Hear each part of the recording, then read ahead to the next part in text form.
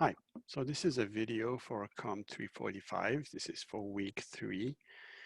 For week 3 and 4, we're going to cover slide set number 4.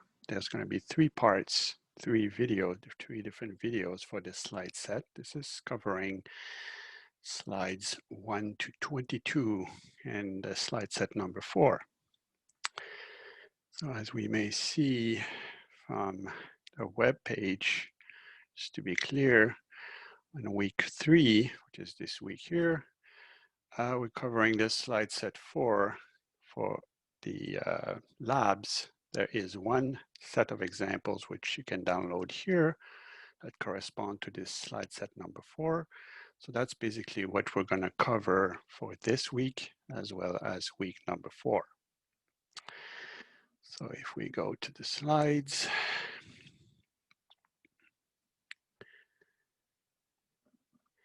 So here in this video, as I pointed out here, we're going to cover the notion of a struct and a class. Struct is, you might say, the ancestor of a class from the C language. We're going to see that struct and class in C++ is almost the same. Whatever you can do with a class, you can also do with a struct. Then we'll cover the inline functions as well as the Const Specifier for either variables or functions or member functions. So here basically what we're talking about is what is called aggregate data types. So it's basically a data type. An aggregate data type is a data type that defines a container that can contain other types, that can contain data elements that are of either the same type or different types. An aggregate that contains elements of all the same type, you can declare it as an array, as we will see in the next weeks, in week number 5 actually. You can also declare either a struct or a class. A struct is something that is inherited from the C language. So it's basically defining a collection of values of different types. You might think that a struct is different from a class in the sense that, for example, in C, you could not have member functions that would be part of a struct. However, the way that classes were implemented in C++, they have made it so as to enable backward compatibility between classes and structs. So for example, C++ allows you to declare a struct. So as I will try to make clear here, there's very little distinction between what you can do with a struct and what you can do with a class. So for sure, when you define something that is a class, conceptually speaking, what you're doing is you're defining a data structure that, yes, contains data members, a set of data members, but you can also define inside of a class the functions or methods that belong to this class. That's basically functions that are declared inside of a class that can use the data members of the class and can basically allow you to provide functions which belong to this class that you can use externally through the class. So it's essentially an aggregate type is an entity. It is an aggregated entity that allows you to contain other entities in a container and that you can manipulate elements of this type, of this aggregate type, as a single unit. For example, if you declare an array, then for example, you declare an array of int, then you can, this is a collection of ints that you can manipulate, that you can pass around, that you can manipulate as a single entity. Same thing goes for a struct or a class. This is an entity that you define that contains other entities and that you can actually declare elements of this aggregate type. And then you can manipulate elements of this particular aggregate type as a whole entity. That's the notion of a data structure that has been there in programming languages for a long time, since back in the day where the Algol language was actually defined. That was one of the first languages that allowed you to create aggregate types or data structures. So a struct or a class is a user-defined type. So when you declare a struct or when you declare a class, you're actually declaring a type that you can then use, which is a user-defined type that you can use in your own programs thereafter. So you have to declare the types through such types using a struct or a class, so that you can use it after in the remainder of your program. So I'm going to first here talk about structs as they were provided as a feature in the C language. So C++ basically expanded over the notion of a struct, as I explained in the first lecture. So as Bjarne Stroustrup defined the C++ language, so he had this notion of a struct. He knew about this notion of object-oriented programming languages. So basically what he decided to do is to expand this notion of a struct and to allow functions to be declared inside of a struct. So that was his basic idea. That's essentially how it's done in C++. And that's why there's very few differences between a struct and a class in C++. So classes are essentially an expanded notion of the classic struct that you had in C. So you can declare a struct as you used to declare a struct in C. This would be a valid data structure that you can also declare in exactly the same way in C++. Except that it's also possible in C++ to add data members inside of your structs. So you can declare data members and as well as member functions in a struct, even though it might appear that the struct is, as was used in C++, in C can only contain data members. In C++, you can have a struct that also can contain, can declare or contain, if you wish, some member functions as well. So essentially saying that a struct or a class is almost the same in C++. Whatever you can do with a class, you can also do with a struct. For example, a struct, as I mentioned, can contain data members. A struct also can inherit from other aggregate, either structs or classes. So yes, you can inherit between structs. A class can inherit from a struct. A struct can inherit from a struct or a class. So yes, they're all almost the same. The only difference between a struct and a class is if you declare a struct, then by default, the members are private, and in a class, by default, the members are public. The idea being that if you declare a struct in the sense of C, there's no, it doesn't make sense in the sense of C to have your members are as private, because a private member, what it means is that its member functions can access the data members, but the exterior cannot. Okay. So a struct that does not use object-oriented features is nicknamed in C++ parlance is nicknamed a POD, or plain old data structure, in the sense of C. Thing is, as you have declared a struct, then it actually declares a type. And this type that you defined or declared is can be used anywhere else.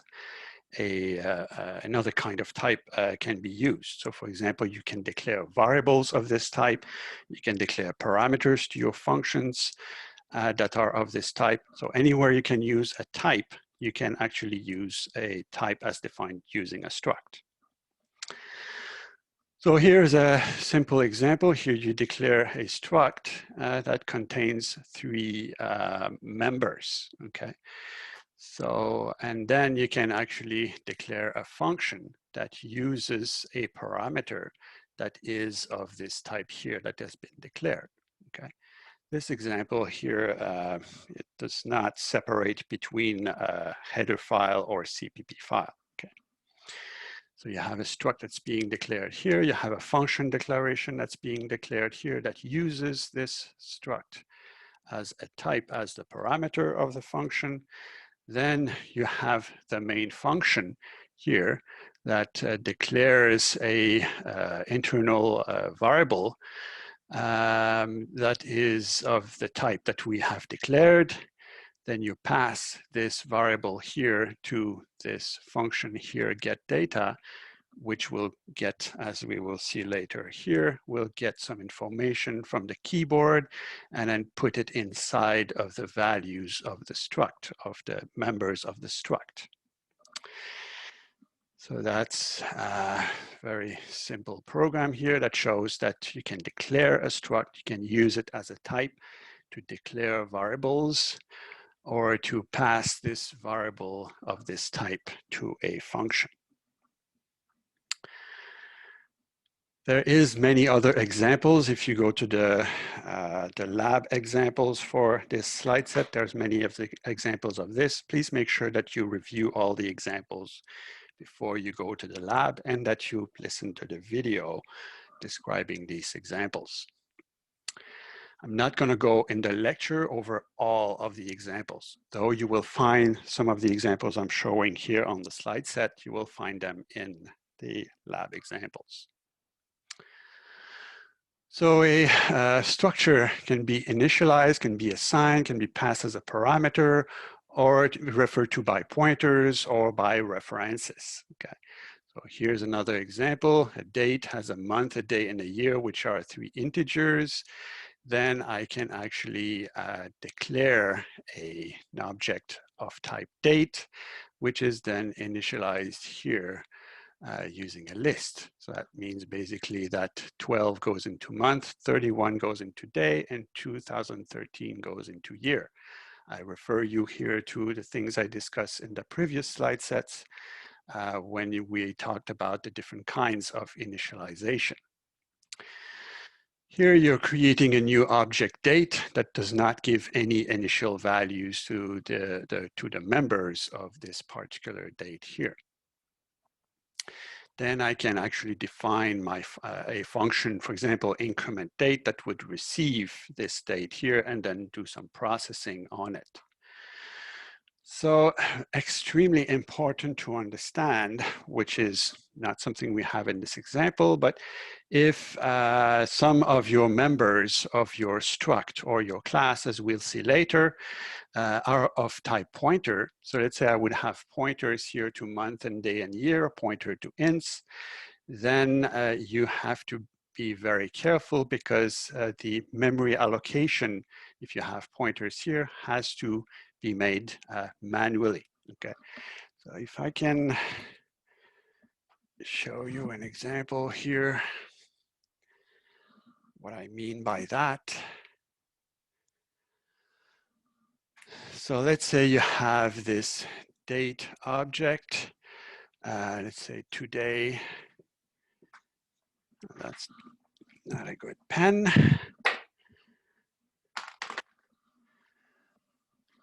Okay, let's use this one. What was my example?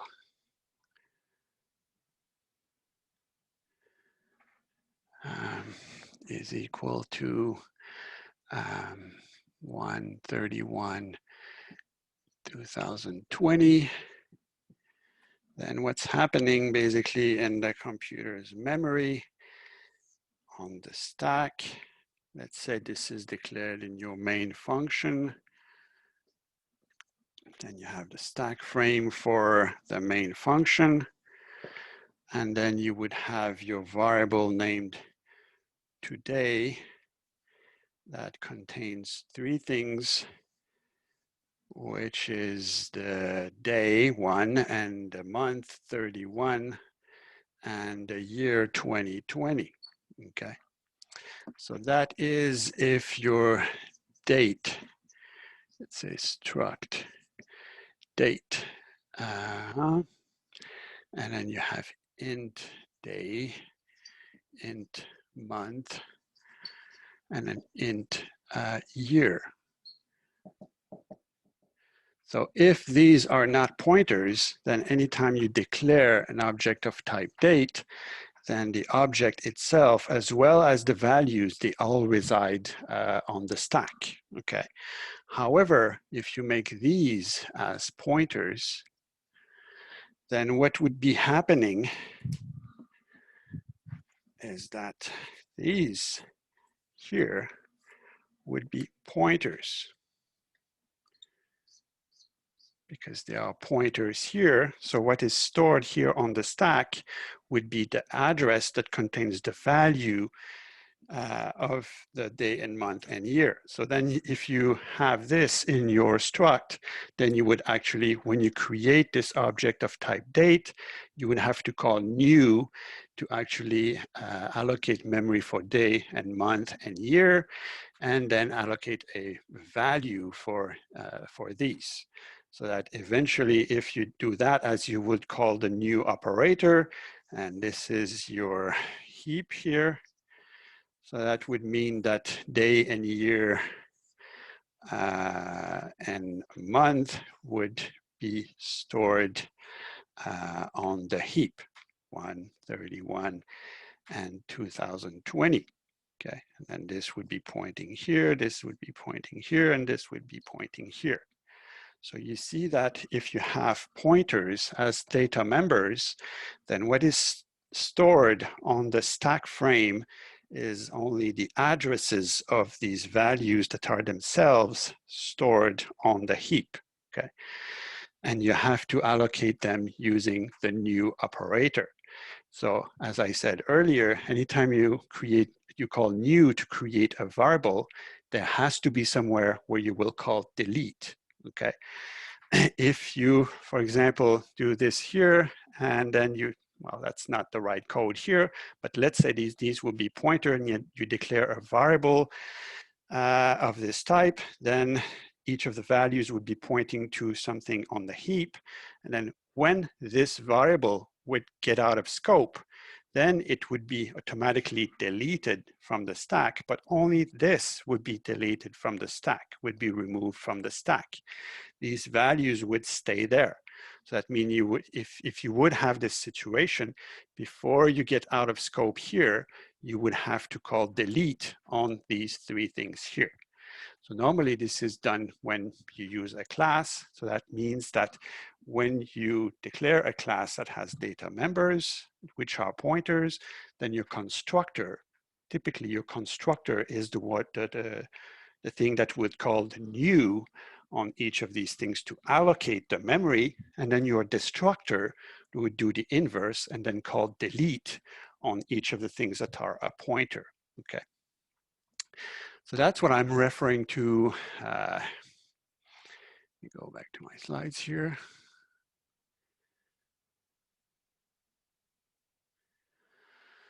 That's what I'm referring to as the deep copy, okay? That's what I'm referring to as a deep copy here. A deep copy, or so if you want to, okay, another, why am I referring to copy here? Because if I'm actually creating two dates objects which have pointers, and then I'm assigning this date to another date, then I would need to make a copy of the first date so that I put it into the receptacle, okay, or the receptacle, the place where I'm assigning this value. Okay, so I need to make a copy if I make an assignment. If I don't do what is called a deep copy, then only the pointer values would be assigned. Okay, and that's not proper, because then I would then assign the pointers to another object, and that would make this other object point to the same values. So that if I change either of them, the values of the day, month, and year of either of them, I would be changing the other. So that's not a copy. if you would want to make what is called a deep copy, then when you make the copy, you have to create copies of the values that are pointed to so that they point to other values, thus making what is called a deep copy. Okay, so that's a very essential aspect of development in C++. Anytime that you declare a struct or a class and that at least one of your members is a pointer, then you have to have explicit memory management for these members that are pointers. Okay, so that's very important. And that's one of the essential parts of C++ development. That is why, by the way, in the assignments, I'm forcing you, when you declare members that are of your own types, I force you to actually make them pointers so that you have to deal with this issue, which is a very central issue of C++. So yes, this notion of deep copy, we'll cover that extensively later on. That's going to be happening all the time, for example, in your project. It's happening all the time in almost every code that you will, C++ code you will encounter. So this notion of deep copy, very important. And it relates to the fact that sometimes your structs or classes may have members that are pointers. If you don't have any member that is a pointer, then the memory will be managed automatically, okay? Because all the values would be stored on the stack, and then when you go out of scope, then they will be, you don't have to manage the freeing of your memory on the heap because you're not pointing on the heap if you don't use pointers. So as soon as you declare in a data structure, as soon as you declare a data structure that contains pointers, you have to make your own manual memory allocation and memory deallocation. So we'll see that extensively later. So that's it for structs. There's not much to be understood about structs that is separate from what you have to understand for classes. Again, I repeat, the only difference between structs and classes, as I pointed out here, the only difference between a class and a struct is that members of a struct are public by default, but private by default for a class. There is other subtleties, but in general, you might say that's the valid answer as to what's the only difference between a struct and a class. So let's go to classes. So what is a class? A class is what is called an abstract data type. I'm not going to go into all the theory of this. You may research it for yourself. Maybe you've seen it in other courses. Basically, an abstract data type is a data type that you declare that contains not only a declaration of the data elements of this data type, contains also the definition of the behavior that applies to this data type as a group.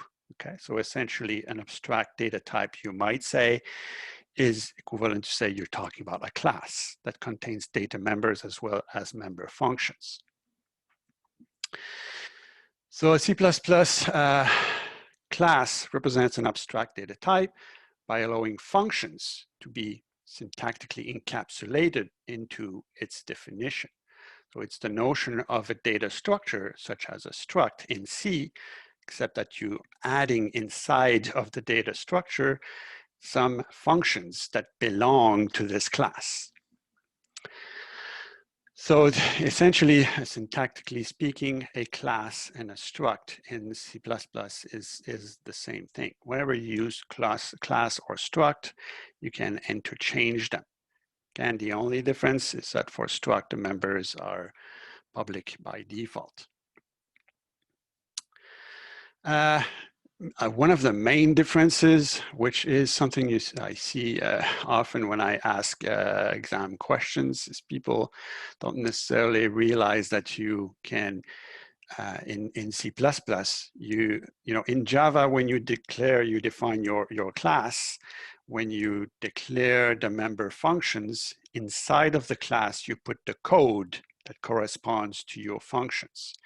In C++, you're allowed to only declare the functions and not put the code inside of the class, which is kind of a more pure idea of a class declaration that does not include the code that implements this class. So in C++, you are allowed to not put your definitions or the code for the implementation of your member functions inside of the class. And that's normally by default what you're trying to do. When you declare a class, there should be a very good reason why you would put the definition for some of your member functions, as we'll see later when we cover inline in this lecture. So this enables the possibility to separate a class declaration from its implementation code. So for example, this is a valid C++ class declaration. So you see that, yes, it has the declaration of its data members here of this class. And here you have only method declarations. So what is a method declaration? Basically, it gives the name, then the types of the parameters as well as the return type. Okay. Even more so, a method declaration can actually omit the names of the parameters. So for example, void set int would be a valid declaration for a method. Strictly speaking, the compiler at this point in time, when the compiler compiles the class declaration, it does not need to know what are the names of the parameters. The only thing it needs to know, for example, for the set method is how many parameters there is for this method and what is the type of each of the parameters as well as the return type. So it's acceptable to put the names here, but you don't have to. Of course, it makes it more descriptive if you put the names inside of the parameter list, because the name gives you an idea of what is the purpose of these parameters. But you very seldom see people that would go void set int, for example, in a class declaration, because it's not very descriptive. Okay, so all this to say that this is a valid class declaration. If you would do the same in Java, then this, of course, would not be valid because these would not have the definition of the code that implements these methods. Okay, so essentially these are method declarations. If you want to see the definition of these methods, then they would have to be provided separately, typically in the CPP file. So the assumption is that you put your class declarations in the .h file, and then in the corresponding CPP file, then you would find the definitions for these methods in the CPP file. So variables of a class type are referred to as objects. So I suppose you already know that. I'm sure you already know that. Objects are declared using the same syntax as for basic types. So you can actually declare an object of type day of year called today. And you can also declare a pointer to an object of type day of year called birthday. Of course, here the difference is that if I go here to the board,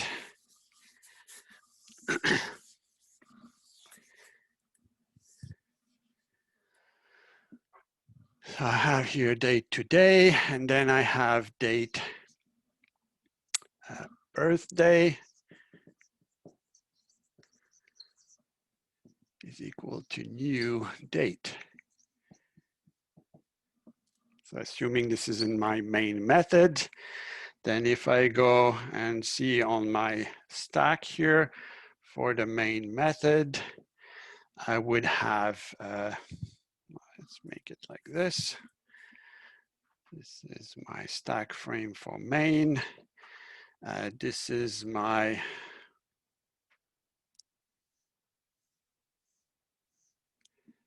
This is my today, which is of type date. And this is my birthday, which is of type pointer to date. Okay. I'm gonna remove this here so that to make sure that you see that. So I have a date today, which is stored here. And then, oh, sorry. This is actually only one here, memory cell, because my birthday is a pointer to a date. So it's a pointer that is contained in only one memory cell, whereas my date here, for example, contains the day, the month, and the year, whereas the type of birthday is pointer to date, which is stored in only one memory cell. Eventually, as I'm calling new in this case here, it is basically allocating a certain date object, an object of type date, which is a nameless object. The new returns this pointer here, and then I assign this, a value of this pointer to this here, thus making this pointer to this object date here. So you see here the difference between these two here is that here, the today object is stored in the stack, on the stack, whereas the object here that I have created is stored on the heap, okay? So even though these are two objects of type date, because one is declared as a pointer to a date, it resides on the heap, and the one that is not a pointer resides on the stack. Okay, we move this here. Okay. So class types can be used anywhere a type can be used. So these types can be used as the type of a variable, as a parameter to a function, as the return value of a function, or as a value pointed to by a pointer, such as this one here. So the members of a class are referred to using the dot notation, as I will exemplify here. You already know that. That's what saying exactly the same thing as what Java does. In fact, it is Java that does the same thing as C++. The people that design C++ actually inspired themselves from, the people that design Java inspired themselves from C++. And almost all the object-oriented programming languages would use the dot notation to refer to the members of an object. So as we saw, if you want to use a pointer, then you must dereference the value pointed to by this pointer. So for example, if you have this birthday here and you want to use it, then you have to dereference this pointer here to access the members of the objects, the members of the object that is pointed to by this pointer using the star operation. So if you want to use the values or the member functions of your date class, then you would go star birthday dot the name of the member. Okay, so that's dereferencing this pointer here. And then when you're inside of the object, you can access the members, okay? One notation that is in addition when you're using pointers to objects is instead of using star then dot, then you can actually use a shortcut, which is the arrow like this. So if a birthday object is of type pointer to a class, then you can actually use the arrow to access the members of this pointer to a day of year. So these two here are exactly equivalent. This is kind of a shortcut. So anytime you see arrow in some piece of code, that actually means that what is before the arrow is a pointer. Essentially, that means if you're using an object that is not a pointer, then you use dot. And if you're using an object which is a pointer, then proper way to dereference or to access the members would be using the arrow. Again, I repeat, these two things here are exactly equivalent. The arrow is a shortcut to the star dot.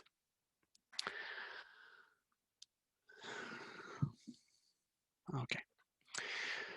So then after you have this class declaration here in the .h file, then you would need to, of course, provide the implementation of these methods here. So the assumption is that the class declaration is in the .h file. If you go to the corresponding CPP file, then you will see something like this, which is this is here all the functions or the code that is in the corresponding CPP file.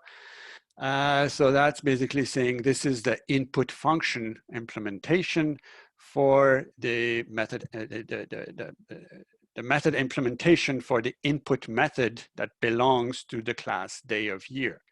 Repeat, this is the scope resolution operator, basically that says this name here is declared inside of this scope here. So that's the input method that belongs to the class day of year. If you would have functions which are free functions that don't belong to any class, then you would have the name of this function, but you would not have anything here before, indicating that it's not part of any scope, thus it's part of the global scope. So in the .h file, you have your class declaration, which typically does not provide the implementation code for the methods that are declared inside. Instead, you would go to the CPP file and then put your code there, the implementation code for the methods. That's basically what I summed up here. Again, if you have free functions, then you would have the function declaration in the .h file and then the function implementation inside of the CPP file. Same thing for operators. If you have member operators or free operators, exactly the same thing applies. We will cover operators later. So if you have methods or member functions, so this is here just terminology. Maybe you know this terminology, maybe not. So it's not very important, but it's important also to, it's not technically important to know, but it's nice to have to use the right terms when you discuss with people. For example, a member function can be called, you have some member functions which are called accessors, which are member functions that are there to extract some values of the data members. So that's basically your get methods. You have the mutators, which are methods that you may want to provide to change the values of the data members. These are mutators. These are your set functions. Typically, you name them get something or set something, but you don't have to. And then you have what may be called service methods. These are other methods that you provide and that you make public so that they are visible from the exterior, so that other objects can actually call them, okay? Then you have internal behavior methods, which are essentially service methods that are private. So these are basically methods that can only be called from inside of the code of this class, that are not accessible from the exterior. Then you have your constructors, which are methods that are called generally by the runtime system to initiate the construction of an object. And then especially in C++, which you don't have in Java, you have the destructor, which is kind of the mirror image of the constructor, who is there to actually manage operations to be performed as an object is destroyed or goes out of scope. If you want to delete an object, it would eventually call its destructor. So the destructor is generally called only by the runtime system, for example, when an object goes out of scope. So generally speaking, in C++, what happens is that the constructor would allocate memory for a certain object, whereas the destructor will do the deallocation of the memory, especially if you have data members which are pointers, as I pointed out before, and as we'll see extensively later. Now here we have two different concepts which are inline and const. So these are not necessary concept, but they are interesting concepts that may be useful in some cases, and which we'll see in a lot of different code. It's not necessarily something you must have, but that you will see very often. So what is an inline function or method? So you can declare a function, being a free function or a member function, as inline. So that means that as you call this function, that would eventually, so that the code would be generated for a function that you declare as inline. When it's processed by the compiler will make it so that this function actually does not exist, that there's no function call that will result in calling this function. If you call this function in your code, it will not result in a function call. What it does is simply, by keeping it simple as an explanation, what it does is that it takes the code of your function that you provide, and anywhere you call this function, it will actually take the code and put it in place of the function call. So every time you call the function, it executes the block of code of this function. It does not make a function call and create a stack frame for this function and then return the value and so on. It basically takes the code of your function and copies it in the generated code for this function and copies it in place where the function call would normally be. Okay. So this is essentially a feature that is there to enable optimization, because there's a certain cost to calling a function. So the stack frame must be created, and then some offsets must be calculated and branched upon and so on. So there's an offset. When you call a function, there's an offset that is associated. And when you call a function, you may have to copy some values in the parameters, which is consuming more memory. Okay, so there's a cost associated with a function call. Inlining a method is meant, or the goal of inlining is to actually eliminate the overhead of a function call. Okay. So you see that you don't have to make your functions inline, but there may be some functions. If you want to optimize your code, there might be some functions for which it is desirable to inline them if you want to optimize the execution. However, there's a disadvantage. So you see that if the concept is that the compiler will take the body of the function and copy it in place of the function call, basically, of course, the bigger is the body of this function, the more every copy will make the code grow larger. This is basically what it's called code bloat as a result of inlining a function. So for that reason, what you want to do is to inline functions only for functions that have a very small body or definition. Okay. You don't want to inline functions that have a very large body, especially not if they are called in a lot of different places in your implementation. Okay. So how do you do it? So essentially, if you want to define a function as inline, so this is here a free function named max. So that's the declaration of this free function here. And here, that's the implementation of this function. The way to define or declare a function as inline is to specify it in the definition of the function. That also applies to a member function. So you see that when I define my function max here, I put inline before the function definition. So that's telling the compiler that this function is to be inlined when the compiler is generating the code in the manner which I described before. So that would mean that anytime you're calling the max function anywhere in your code, then somehow, that's a very simple explanation, but somehow instead of having if you would look at the code that's being generated, instead of branching through the code of the function max, then you would have the body of the function max anywhere the function max is being called in your code. Again, that's a very simplistic explanation. That's a conceptual explanation. If the function is a method, so here this example was about the fact that this function is a free function. If the function is a method, you can provide the implementation of the code in the class declaration. So you see here I have a class declaration. It has some member function declarations which don't provide the body of the function.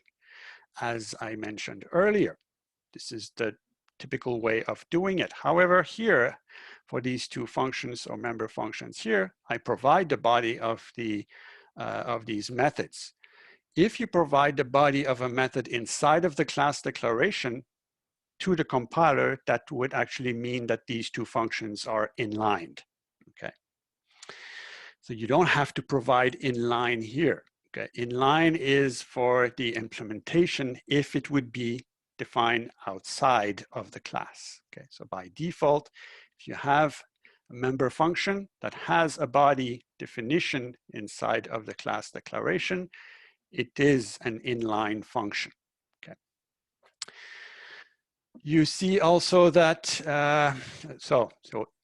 and you have two different ways of doing it. Either you put the body inside the body of these functions, you actually put the function definition inside of the class declaration, or you just declare the member functions as these others here without the body here. But if you do so, then you would have to put the inline keyword in your CPP file. You have to put this inline keyword before the actual function definition.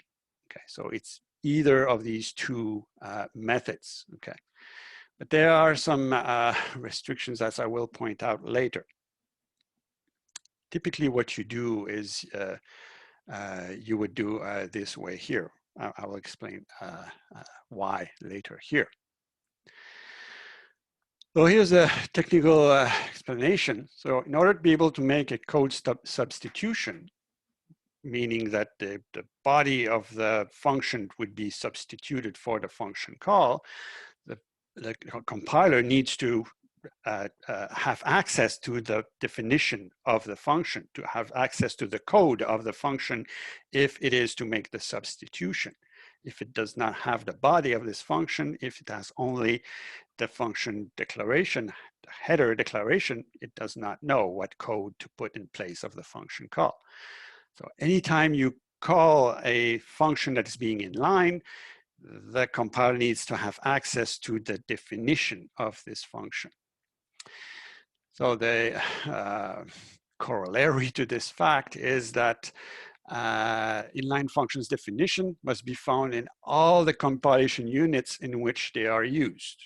So if a compilation unit is calling an inline function, then in this compilation unit, you must allow somehow the compiler to read the function definition. Okay. But as normally in .h files, you have only declarations, that's not good enough. And as you're not supposed to hash include a .cpp file, which would contain, if you would be using this this way here, then that's not good either. So you see that here I provide the class declaration, and in my .h file, I provide here the function definition.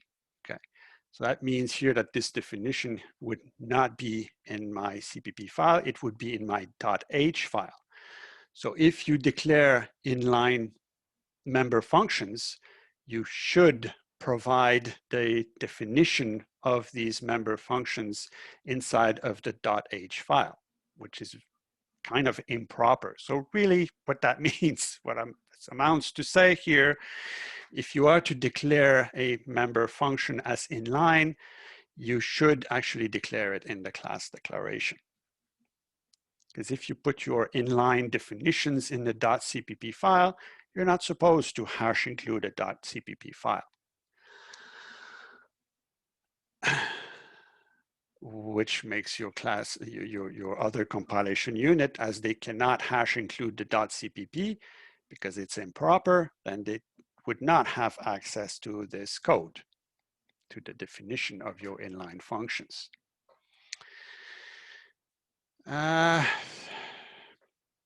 So it's either, you have two choices if you want all this to work. In your .h file, you put your inline member functions as definitions inside of the class declaration, or you only declare them here, but also in the .h file, you provide the definition, okay, which is kind of awkward. So the real way is to actually put it in the class declaration. So another explanation to this is that your inline functions, they have internal linkage. Okay, so that means if you are to call an inline function, the function should be defined inside of, properly defined inside of this compilation unit. Last but not least, when you declare a function as inline, you have to understand this is only a hint that you give to the compiler. The compiler may actually decide that it's not going to inline this function, that the code that is going to generate, it's not going to be inline. It's not going to, the code generation for this function, the compiler may decide that this will not be inline for some reason. For example, if you have a recursive function, so the function is in the body of the function is calling itself. So of course, if you were to be making a substitution for any call to this function, you would replace this call by the body of the function. If you would have a recursive function, that would lead to an infinite series of substitutions. So if you inline, you declare a recursive function as inline, the compiler will decide, no, I'm not doing that because it's impossible. So rule of thumb, if you declare functions as inline, it should be only functions that have a very small body as a definition. Typically, your get and set methods are very typical targets for declaring inline functions. Last thing for today is, or on this video, is the const specifier. So anytime you declare something, you can actually declare it as const. Or you declare some kind of data, you can declare this data as being const. So three different things which can be declared as const. You can declare a variable as const. So what that means, if you declare a variable as const, for example, here you have an object of type day of year, which is named New Year's Day, which is declared as const. What that means is that you are saying that this object, after it's been created, you cannot alter its state. So in this case, you cannot change the values of the data members of this object, okay? So that's your typical const that you have in any programming language. You declare a variable, you assign a value to it, you cannot change this value afterwards. Exactly the same concept. So that's the typical usage of const in many programming languages. Special case of this is you can have function parameters which can be declared as const. For example, this max function here you can declare the two parameters which are integers. You can declare both of them as const. So that would essentially mean that this max function cannot change the values that are passed as parameters. Okay. Typically, when you see const as parameters is when you pass parameters by reference. If you pass parameters by reference, as we saw earlier, when you receive the values as parameters, these are actually as reference parameters that allows you to, in the body, if you change the values of these parameters, you're actually changing the values in the calling function. So typically, if you don't want this to happen, then you declare your parameters as constant references so that you cannot assign new values to these parameters. So that's why very often you would see parameters that are received as constant reference so that it avoids to make a copy of the parameters as the parameters are being passed by being received as references, and would disallow the function to actually change the values inside of the calling function. So constant function parameters, essentially same as constant variable, because of course function parameters are a variable of the function. One thing that is different is constant methods. So here you would have an example, the getDay function of the day of year. So here we say, this is the getDay function of day of year, returns an int, and then you have const here. The meaning of this const here is that as you execute this function getDay, the getDay function is not allowed to change the state of its own object. For example, inside of this code here, you would not be allowed to change the value of day, month, and year, which are the data members of the class day of year. So const here means this member function is not allowed to change the values of its own state or the values of the data members of this object. If in this function here, you would go and try to change the value of day, compiler would complain you can't do this, it's a const function or a const member function. So here is what happens when you declare a const variable. It is quite simple, okay? However, if you have pointers, especially if you have pointers to pointers, the fact of the matter is that you could have, for example, a pointer that points to a value which is you want to be a constant. Or you might say, if you don't want this pointer to be altered and being now pointing to somewhere else, then you would have to define it as a constant pointer, meaning that this pointer is pointing here and you don't want it to point, you don't want any other code to make it point somewhere else, then you would have to define it as a constant pointer. Now, if you combine this notion of pointer and const, then you have many possibilities. So for example, you can have a variable which is x, which is of type int, so that x is an int. You can have variable x, which is a pointer to an int, which we already saw. One thing that we didn't see, but which is pretty typical, you can have x, which is a pointer to an int. Let me go and explain what that means.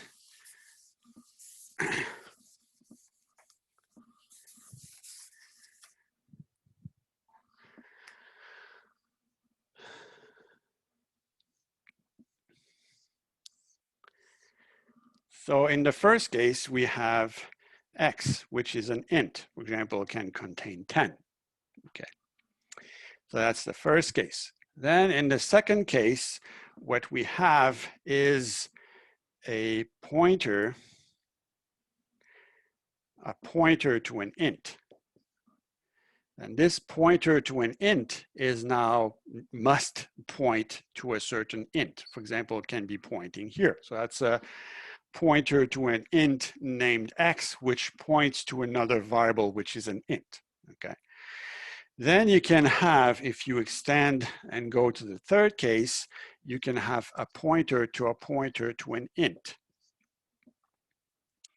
named x. So that is a pointer that is allowed.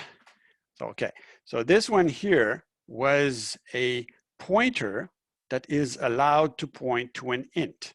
So that's a pointer that is allowed to point to an int. So here it points to an int. So in this case, you have a pointer to an int. So this is allowed to point. So essentially, this is a pointer to an int. So it is a pointer that is allowed to point to something that is a pointer to an int. So you could have this one that points to this one here. So that's a pointer that points to a pointer to an int.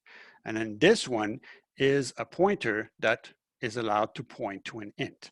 So this here is a pointer to an int, okay? Why would you use this? We will see later when we talk about arrays. When you have multidimensional arrays, you want to have pointers to pointers. Not that it's something that's very often used, but it is something that you may want to use. So if we go down the list here, so here you have x, which is a constant integer. Particularity is that if you have the const actually can be interchanged in the order in which it appears in the declaration with the type that it applies to. So for example, this x here is a constant integer. And this x here is an integer which is a constant, which is exactly the same. So here, x is basically a constant int, or int const or const int. So you have two different ways of expressing exactly the same thing. Now, if we make things more complex, so you could have an x, which is a pointer to a constant int. Then you can have a x, which is a pointer to an int, which is constant. So you see here, that's the same case as this here. That's basically saying here that you have a pointer that points to an int, which is itself constant, because you can interchange the type and the const specifier. Here you have a x, which is a constant pointer to an int. And here you have x, which is a pointer to an int, which is constant. Here you have x, which is a pointer to an int, which is constant.